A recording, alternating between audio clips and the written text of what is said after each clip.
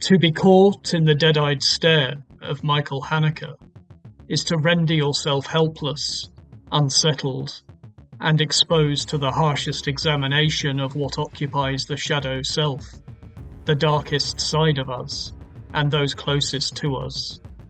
Though aligned in fundamental style with European slow cinema, Haneke's films invoke, and arguably provoke, unease through an encroaching menace behind the manners and privilege people construct to shield themselves from raw, unvarnished truth. Too frightening for verité, too candid for fiction.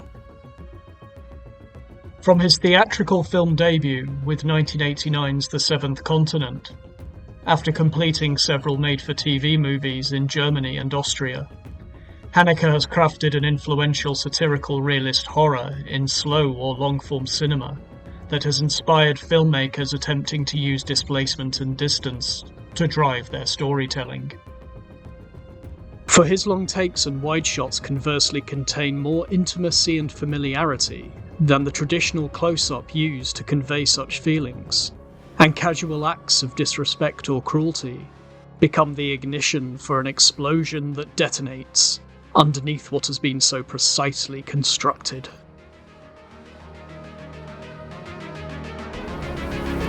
We hope you enjoy this video and introduction to the films of Michael Haneke. If you do, please consider contributing to the discussion in the comments section below, liking the video by clicking the thumbs up icon, or subscribe to this channel to help support us. Thank you for watching. Control is the word we might consider most essential to the effect of Haneke's films, from the menacingly observant camera, clarity of focus, cold lighting that makes interiors feel like hospital wards, and clinical set design that presents luxury and comfort as empty artifice.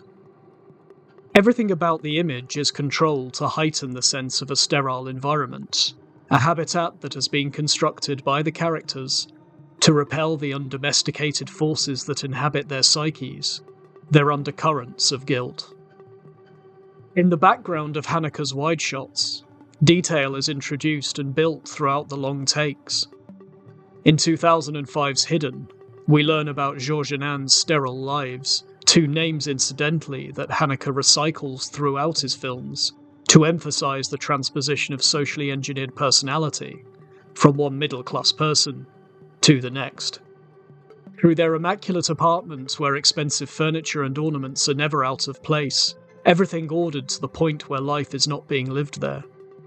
It is a barricade against Georges' childhood guilt and Anne's affair with a mutual friend, but a barricade that comes crashing in when secrets, precursed by the sinister video camera spying on the couple, announce themselves to force a reckoning against the absurd confidence in the protective veil of privilege.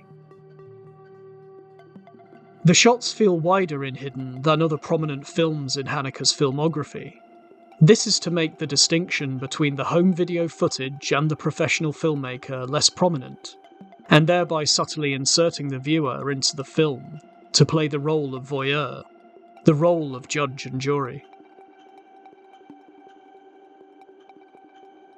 The role of audience as voyeur is most explicitly performed in 1997's Funny Games, later remade shot for shot in 2007 for an American audience, which Haneke himself claimed was the only film he's made to date that deliberately aims to provoke.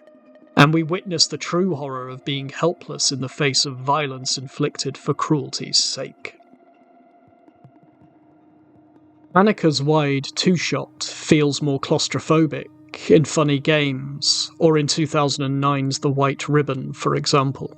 This places a stranglehold on the audience's increasing sense of helplessness. The aim is not to distance per se, but to force the audience into intimacy without giving them agency.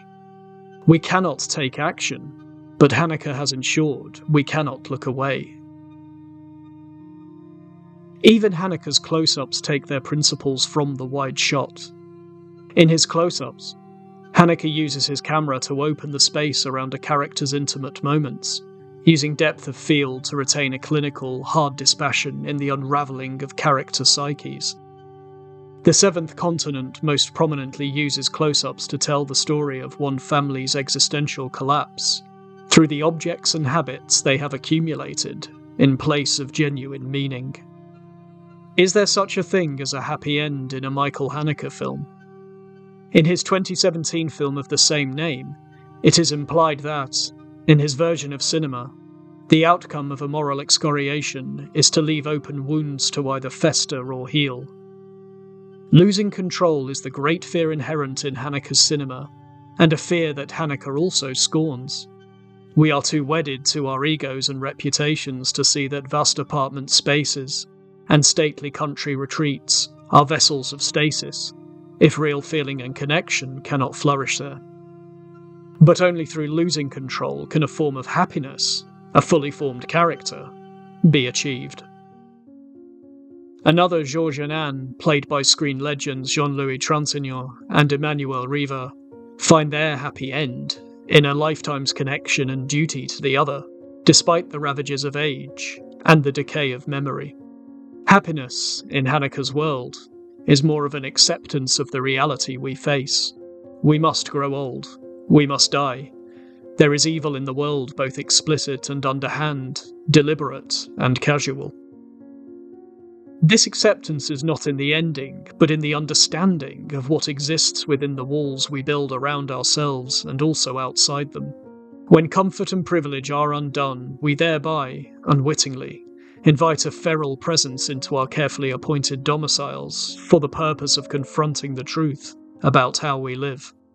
It's this acceptance of the shadow self, lurking behind the socially benevolent construct we present to the world, that forms a happy end of sorts, through the liberation of individual agency, as the realized character either resolves itself in acceptance or disintegration.